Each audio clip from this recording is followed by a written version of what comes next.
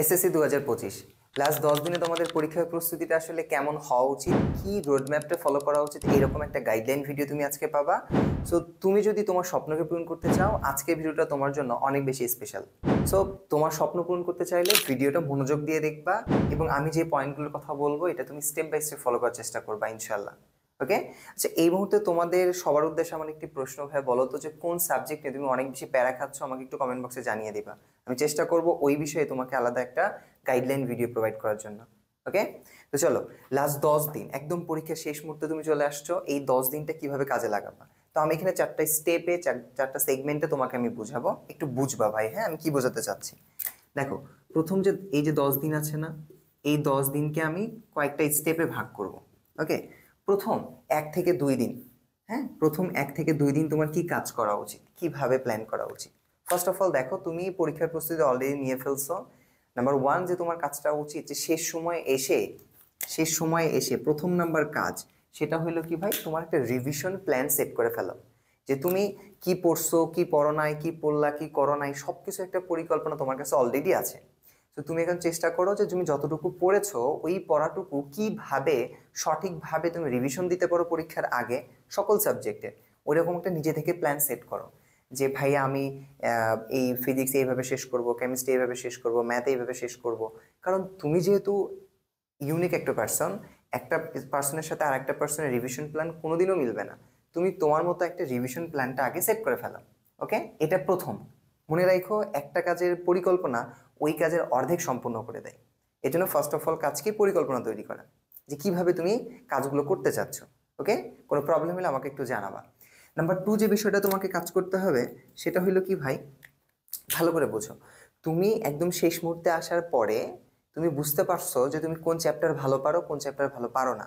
এখন তোমার কাজ হইলো কি ভাই, যে যে চ্যাপ্টারগুলো থেকে তুমি অনেক বেশি আয়ত্তে তোমার আছে ওইগুলো থেকে তোমাকে সৃজনশীল বেশি প্র্যাকটিস করতে হবে। তো এই জন্য গুরুত্বপূর্ণ সবগুলো সাবজেক্টের গুরুত্বপূর্ণ চ্যাপ্টারগুলোকে ফিগার আউট করে ফেলো। যে আমি ভাই ফিজিক্সের এই চ্যাপ্টারগুলো থেকে অ্যান্সার করবো সিকিউ, কেমিস্ট্রি এই চ্যাপ্টারগুলো থেকে অ্যান্সার করবো, ম্যাথের এই চ্যাপ্টারগুলো থেকে অ্যান্সার করবো, ওগুলো ফিগার আউট করে ফেলবা। ওকে, নাম্বার 2।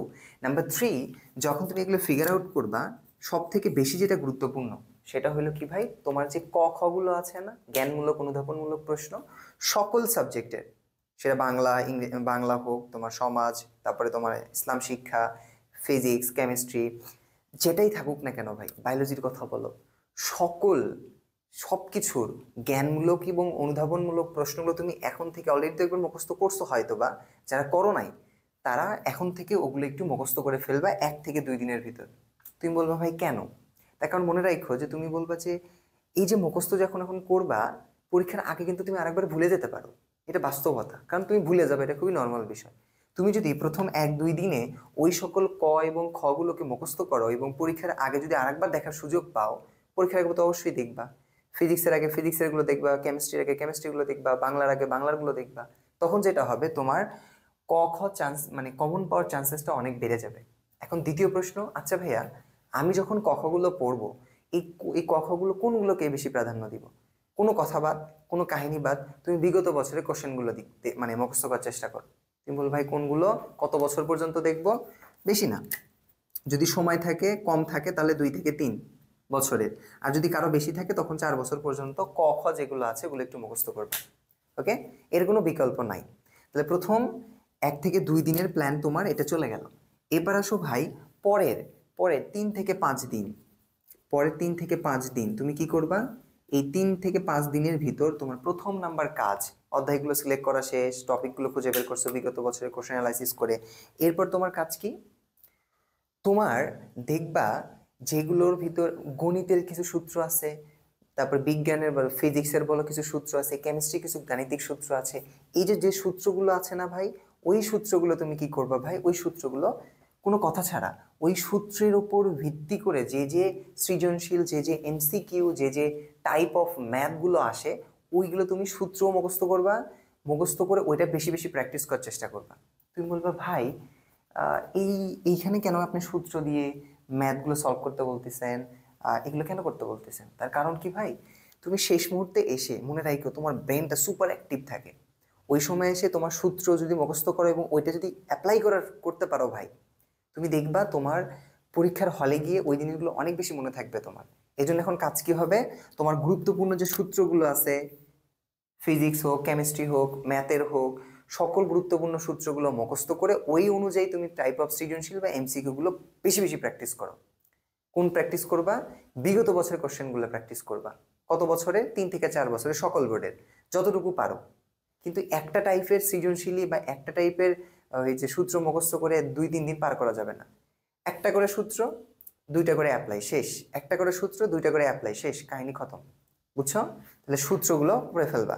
এরপর তুমি কাজ করবা কি ভাই, তুমি দেখো আমরা সব থেকে ধরাটা কোথায় খাই? আমরা সব থেকে ধরাটা খাই হইলো বাংলা এবং বিশেষ করে যে বাংলা এবং ইংরেজি আছে না, এগুলোতে কিন্তু বেশি ধরাটা খাই।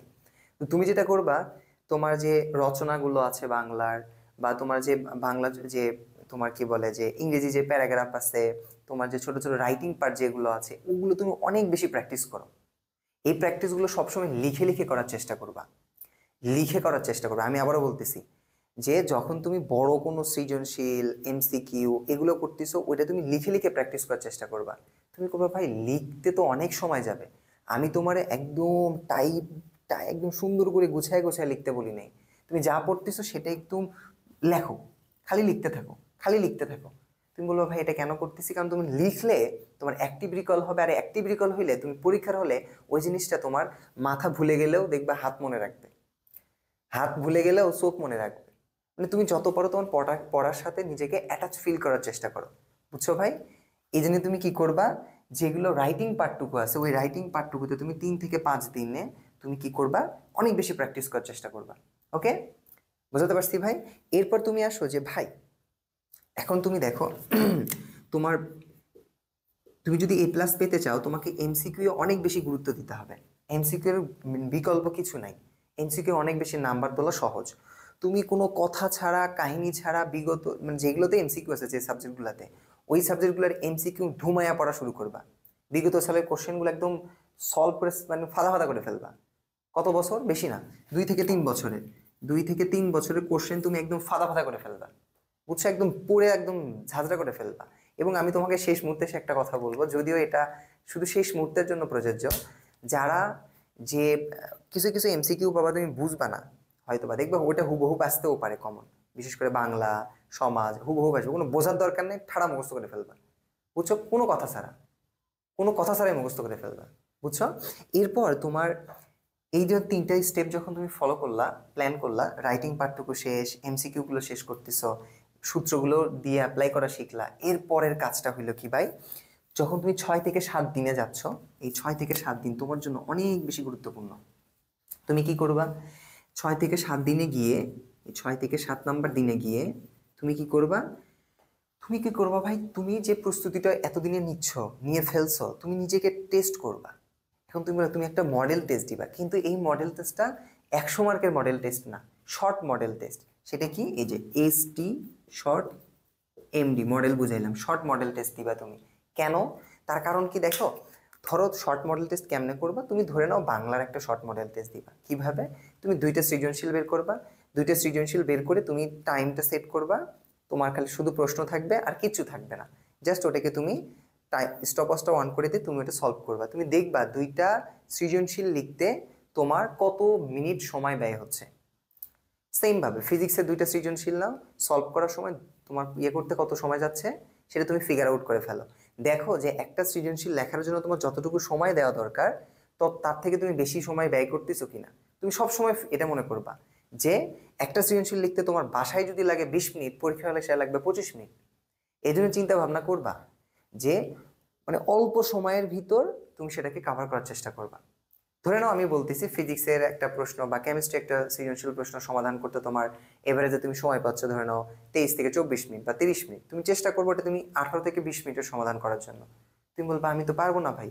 না পারো, সমস্যা নাই, প্র্যাকটিস করো, প্র্যাকটিস করো, সমস্যা তো নাই। তুমি প্র্যাকটিস যেভাবে করবা ওইভাবেই তুমি নিজেকে গোছায় নিতে পারবা। এখন বলবা আচ্ছা ভাই মডেল টেস্ট দিচ্ছি, এটাতে লাভটা কি আমার? যখন তুমি মডেল টেস্টগুলো দিচ্ছ, দেখবা কিছু কিছু জায়গায় তোমার ল্যাকেন্সি বের হবে, যে তুমি ঠিকঠাকভাবে লিখতে পারতেছো না, বা তোমার কোনো কোনো টপিক পড়া আছে কিন্তু তুমি লিখতে গিয়ে ঝামেলা হচ্ছে, বা কোনো সূত্র তুমি আসলে ভুলে গেছো কিন্তু জানো কিন্তু ভুলে যাচ্ছ, মনে রাখতে পারতেছো না, এরকম ছোট ছোট কিছু কিওয়ার্ড তুমি মিস্টেক করে ফেলবা। যে জিনিসগুলো মানে পড়া আছে কিন্তু ভুলে যাচ্ছ, ওই জিনিসগুলোর সাথে সাথে খসড়া একটা খাতা করে ওখানে নোট ডাউন করে ফেলবা যে এই জিনিসগুলো আমি বেশি বেশি ভুলে যাচ্ছি। 2 দিন আগেও পড়ছি বা 3 দিন আগেও পড়ছি, কিন্তু টেস্ট এক্সাম দিতে গিয়ে যে ভুলে যাচ্ছি। এই যে যখন ভুলে যাওয়া যে টপিকগুলো, সেটা সুন্দর করে যখন নোট ডাউন করবা, তখন তোমার যেটা হবে, ওই ভুলে যাওয়া জিনিসগুলো তুমি একটু গুরুত্ব সহিত যখনই সময় পাবা তখন একবার দেখবা। এই সূত্রটা ভুলে গেছি, ওকে ফাইন, এই সূত্রটা একবার দেখে নিই, আমার কাজে লাগবে। সো এইভাবে নিজেকে গোছায় নিবা। তোমার দুর্বল দিকগুলো খুঁজে বের করার চেষ্টা করবা তোমার শর্ট মডেল টেস্ট এক্সাম দেওয়ার মাধ্যমে। বুঝছো ভাই? এরপর কাজ কি? টাইম ম্যানেজমেন্ট করছো। তারপরের কাজটা হইল কি ভাই? তারপরের কাজটা হইল তোমাকে নিজের ওপর একটা আস্থা ক্রিয়েট করতে হবে। ওকে, আমি পারতেছি না তার মানে এই না আমার দ্বারা হবে না। অনেক সময় তোমার কিন্তু মনে হবে যে আল্লাহ আমার দ্বারা হবে না, আমার দ্বারা হচ্ছে না, আমি হয়তো বা পারবো না, এরকম অনেক বেশি নেগেটিভ থট তোমার ভিতর আসবে। যখনই নেগেটিভ থট আসবে, কোনো কিছু বাদ, জাস্ট বইটা নিয়ে ওপেন করে পড়া শুরু করে দিবা। কোনো কথা চাই, যখন নেগেটিভ থট আসবেই, তুমি তো আর নিজেকে নেগেটিভিটি কন্ট্রোল করতে ওইভাবে পারবা না, তোমার হতাশা কাজ করবে, খারাপ লাগবে, ডিপ্রেশন হবে। যখন এরকম কিছু মনে হবে, যদি কাছের কোনো মানুষ থাকে, কোনো টিচার, কোনো বড় ভাই, কোনো মেন্টর, যে কেউ থাকুক না কেন, তার সাথে তোমার প্রবলেমটা শেয়ার করবে, একটু হালকা হয়েই তুমি পড়াশোনা শুরু করবা। কিন্তু কখনোই তুমি ইউটিউবে গিয়ে স্যাড মিউজিক, স্যাড সং এগুলো কিছু শুনবা না, আরো ডিপ্রেস হয়ে যাবা। বুঝছো ভাই? তাহলে 6 থেকে 7 নাম্বার দিনে তুমি এভাবে প্ল্যান করে এক্সিকিউশন করার চেষ্টা করবা। এবার আসো তোমার সব থেকে গুরুত্বপূর্ণ 8 থেকে 9 নাম্বার দিন। এই যে 8 থেকে 9 নাম্বার দিনে তুমি যখন যাবা, 8 থেকে 9 নাম্বার দিনে যখন তুমি যাবা, তুমি এই যে যখন একটা লম্বা প্রসেসের ভিতর দিয়ে তুমি যাচ্ছ, এই লম্বা প্রসেসের ভিতর দিয়ে যেতে যেতে তোমার যদি বললাম ছোট ছোট টপিক যেগুলো তুমি বারবার ভুলে যাচ্ছিলা, তোমার দুর্বল দিকগুলো, এইখানে 8 থেকে 9 নাম্বার দিনে গিয়ে তুমি কি করবা? তোমার দুর্বল দিকগুলো তুমি একটু রিভাইজ করার চেষ্টা করবা। যে তুমি কোন জিনিসগুলো ভুলে যাচ্ছিলা, কোন জিনিসগুলো তোমার একটু বেশি সময় দেওয়া লাগবে, কোন সাবজেক্ট, ফিজিক্সে তোমার একটু বেশি সময় দেওয়া লাগবে কিনা, কেমিস্ট্রিতে বেশি সময় দেওয়া লাগবে কিনা, বাংলায় বেশি সময় দেওয়া লাগবে কিনা। যে দুর্বল দিকগুলো আছে, সেই দুর্বল দিকগুলো তুমি 8 থেকে 9 নাম্বার দিনে কাভার করার চেষ্টা করবা। নাম্বার 1। নাম্বার 2তে তুমি কি করবা? ওকে ভাই, এলাম শেষের দিকে এসে সব থেকে বেশি গুরুত্বপূর্ণ, সেটা হইল ভাই সিকিউ অ্যান্ড এমসিকিউ। এই সিকিউ এবং এমসিকিউ তুমি পুনরায় আবার সলভ করা শুরু করবা। মানে পুনরায় সলভ করা শুরু করো। তুমি ফিজিক্সের সিকিউ সলভ করো, এমসিকিউ সলভ করো, কেমিস্ট্রি এমসিকিউ সলভ করো, বাংলার সিকিউ এমসিকিউ সলভ করো। তুমি শেষ 2 দিনে এসে যত বেশি পারো বোর্ড কোশ্চেন সলভ করো।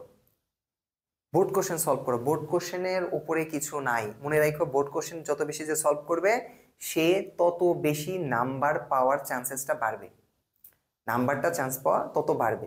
ওকে, এবং এইখানে এসে তুমি একটা কাজ করবা, আরেকটা কাজ করবা, সেটা হলো কি ভাই? পার্টিকুলার যে সাবজেক্ট যে টিচারের কাছে পড়ছো, ওই টিচার অবশ্যই ওই সাবজেক্টে স্পেশালিস্ট। বুঝছো? সে বেশি জানে, ভালো বোঝে। তো তুমি কি করো, তোমার ফিজিক্সের টিচারের সাথে গিয়ে বলো, আচ্ছা স্যার, আমি তো ফিজিক্সের পরীক্ষা দিতে যাচ্ছি, সো ফিজিক্সের পরীক্ষা দিতে গিয়ে আমার এই সমস্যাগুলো হচ্ছে, সো স্যার এটা আমি কিভাবে ওভারকাম করব? তুমি বলবো ভাই এই বুদ্ধিটা তো আমি আগেও নিতে পারতাম, শেষের দিকে কেন নিব? তার কারণ দেখবা তুমি তো জানোই না তোমার দুর্বলতাগুলো কোথায় তুমি মানে ফিল করবা। তো তুমি যখন তোমার দুর্বলতাগুলো একা একা সলভ করতে না পারবে, তখন তুমি টিচারদের হেল্প নিবা, সাথে সাথে 5 মিনিট কথা বলো, 10 মিনিট কথা বলো। বুঝছো? এইভাবে তোমার দুর্বল দিকগুলো বা ওই পার্টিকুলার সাবজেক্টের সিকিউ বা এমসিকিউ ভালো করার জন্য একদম লাস্ট মোমেন্টে কি করা দরকার, স্যারের থেকে একটা উপদেশ নিবা, দেখবে তোমার কাজে দিবে। বুঝছো ভাই? এইভাবে তুমি যদি প্রপার এই 10 দিন কাজে লাগাও, আমি কথা দিচ্ছি ভাই, ইনশাল্লাহ ইনশাল্লাহ তুমি অনেক বেশি ভালো করবা। জাস্ট তোমাদের লাস্ট একটা কথা বলি, তোমার ছোট ভাই বোন না, একটু কাছে আসো এবং মনোযোগ দাও। ভাইরে, এই যে শেষ সময়ে এসে একটা জিনিসই খালি কইরো না, সেটা হলো নিজেকে ফাঁকি দিও না। নিজেকে ফাঁকি দিও না, অনেক জীবনে ফাঁকি দিয়ে আসছো। জাস্ট আর এই কয়েকটা দিন একটু ধৈর্য সহকারে পড়াশোনা করো, আমি বিশ্বাস করি তুমি পারবা, আমি মন থেকে বিশ্বাস করি তুমি পারবে, এবং তোমার উপর এই সৎ আত্মবিশ্বাসটা থাকা উচিত যে ইনশাল্লাহ আমি পারবো। কমেন্ট বক্সে লিখে দাও যে ইনশাল্লাহ ভাই আমি পারবো, ইয়েস আমি পারবো। ওকে, তো আজকে এই পর্যন্তই। তোমার যদি ভিডিওটা ভালো লাগে একজন বন্ধুর সাথে শেয়ার করো, আর তোমার যদি কোনো গাইডলাইন লাগে জাস্ট কমেন্ট বক্সে জানাও। তোমাদের হাসিব ভাইয়া তোমাদের পাশে আছে। ভালো থাকো সবাই। আসসালামু আলাইকুম রহমতুল্লাহ।